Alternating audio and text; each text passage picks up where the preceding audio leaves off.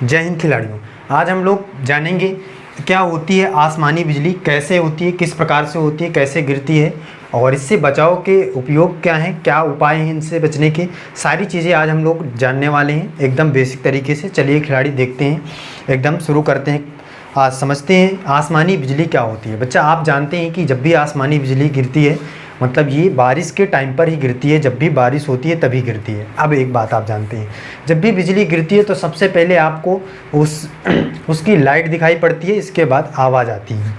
और लाइट सबसे पहले क्यों दिखाई देती है, क्योंकि ये बताने की ज़रूरत नहीं है, हर एक खिलाड़ी जानता है। क्योंकि जो प्रकाश होती है उसकी चाल अधिक होती है ध्वनि की चाल से, इसलिए पहले लाइट और बाद में आपको आवाज़ सुनाई देती है उसके तड़पने की। आप समझिए ये होता क्या है, कैसे होता है, क्यों होता है, इसके बारे में जानते हैं। बच्चा गर्मियों में जो भी जल होता है वाष्प बनकर ऊपर उड़ जाता है, भाप बनकर ऊपर उड़ता जाता है और जैसे ही ऊपर जाता है, ऊपर जाते हुए ये ठंडा होता है और ठंडा होने पर ये बर्फ़ के छोटे छोटे टुकड़ों में टूट जाता है। किस प्रकार से, जब भी ये ऊपर की ओर जाता है तो ये बर्फ़ के छोटे छोटे टुकड़ों में टूट जाता है और ये यहाँ पे घूमता रहता है। और जैसे ही हवा तेज़ी से चलती है तो एक दूसरे से टकराते हैं और टकराने की वजह से ही इनके बीच में बिजली उत्पन्न होती है। टकराने की वजह से ही इलेक्ट्रिसिटी उत्पन्न होती है, जिसमें प्लस क्या होता है, हवा में उड़कर ऊपर की ओर चला जाता है और माइनस नीचे की ओर आ जाता है। और माइनस नीचे की ओर आने के कारण ये प्लस को खोजता है। और इसी प्रकार से अगर हम नीचे धरातल में देखें, धरती पर देखें, तो धरती पर भी जब बारिश होती है तो हल्का फुल्का हवा तो चलती है और जिससे जो घास या पेड़ पौधे जो भी होते हैं वो भी हिलते हैं और उनमें भी रगड़ होती है, जिससे क्या होता है, इलेक्ट्रिसिटी उत्पन्न होती है। तो इसमें भी माइनस क्या होता है, नीचे की ओर चला जाता है और प्लस ऊपर की ओर उठने लगता है और ये वाला माइनस इस वाले प्लस की ओर भागता है। तभी ये क्या होता है, नीचे की ओर जब भागता है तो यही बिजली गिरती है। मतलब इसी प्रकार से नीचे को खोजते हुए जाती है। अब देखिए एक बात समझिए, ये तो रहा कि कैसे बनती है, कैसे क्या होती है, कैसे आवाज़ करती है। आप देखिए इसका जो आप समझ लीजिए कि ये कितने मेगावाट की होती है। देखिए 10 करोड़ वोल्ट या कहें हम 100 मेगावाट, कितना 10 करोड़ वोल्ट या कहें 100 मेगावाट।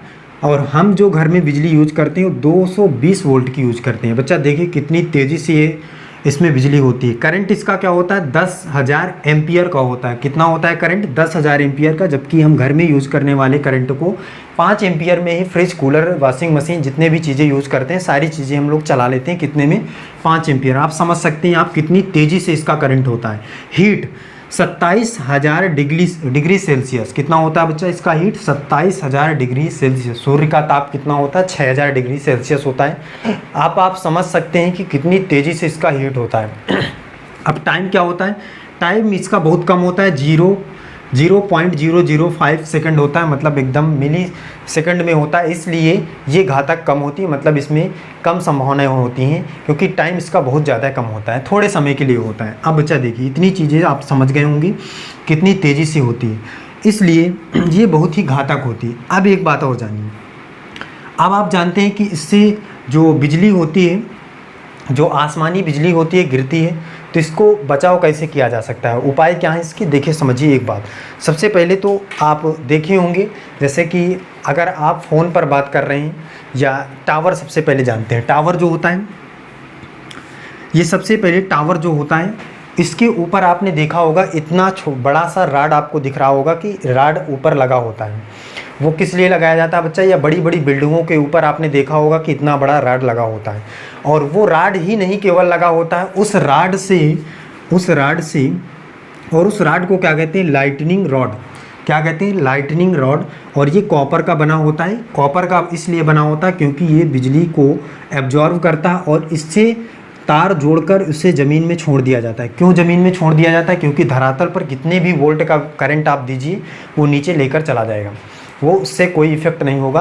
कितने भी वोल्ट का करंट दे दीजिए वो ज़मीन पर नीचे चला जाएगा, उससे कोई इफेक्ट नहीं पड़ेगा। इसीलिए हमें क्या करते हैं कि जो बड़ी बड़ी बिल्डिंगें होती हैं या टावर होते हैं उनके ऊपर एक कॉपर का रॉड लगा दिया जाता है और उससे केबल जोड़कर नीचे सीधे ज़मीन में छोड़ दिया जाता है। इससे क्या हो कि अगर कभी भी इसमें बिजली गिरे तो ये तुरंत उसको ज़मीन पर क्या कर दे, छोड़ दे, जिससे कोई इफेक्ट ना पड़े। समझ गए, इससे बचाव कैसे किया जा सकता है, इस प्रकार से किया जा सकता है।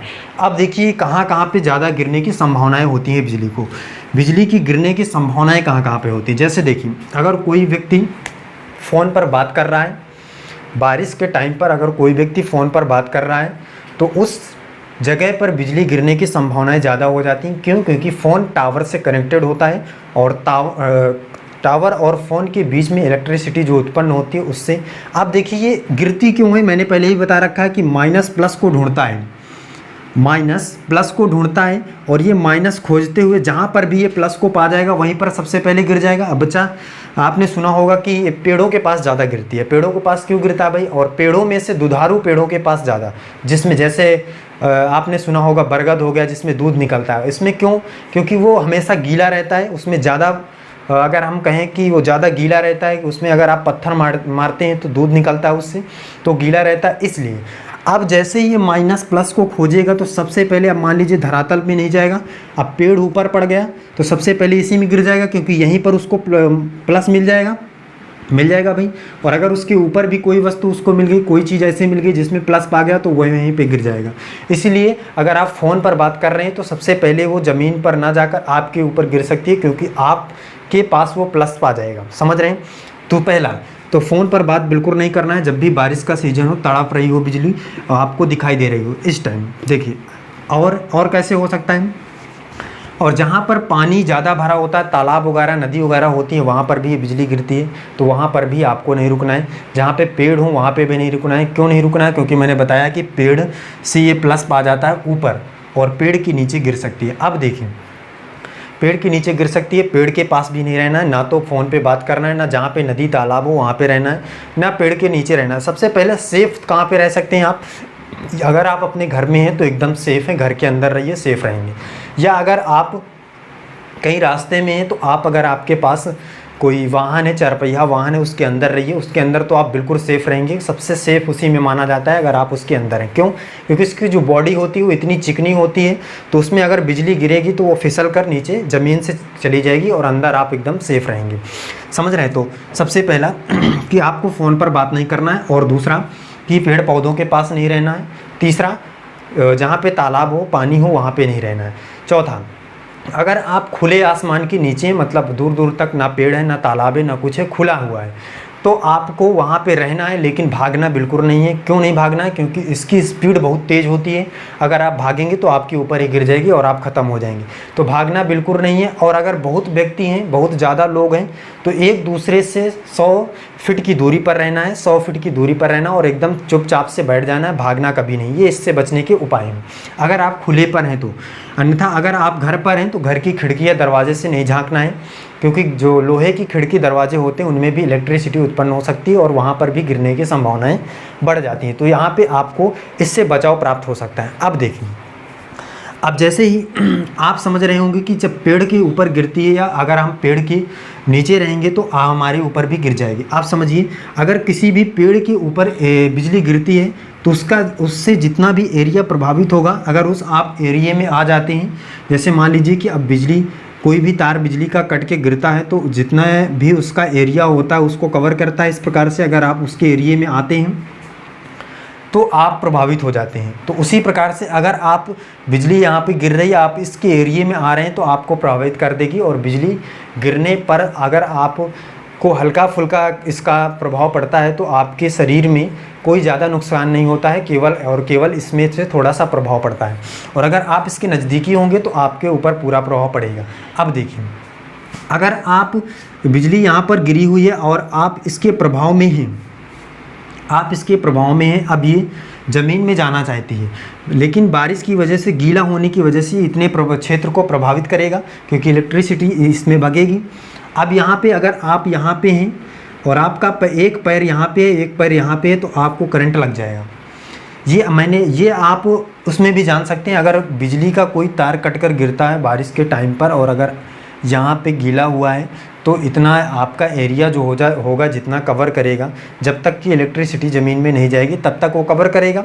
और अगर आप इसके इस एरिए पर हैं, मतलब अगर आपका एक पैर आगे है एक पैर पीछे, तो आपको करंट तुरंत मार देगा। और अगर आप इससे बचना चाहते हैं तो एक साथ आप दोनों पैर, अगर आप दोनों पैर यहाँ पे रखेंगे तो आपको बिल्कुल भी करंट नहीं लगेगा।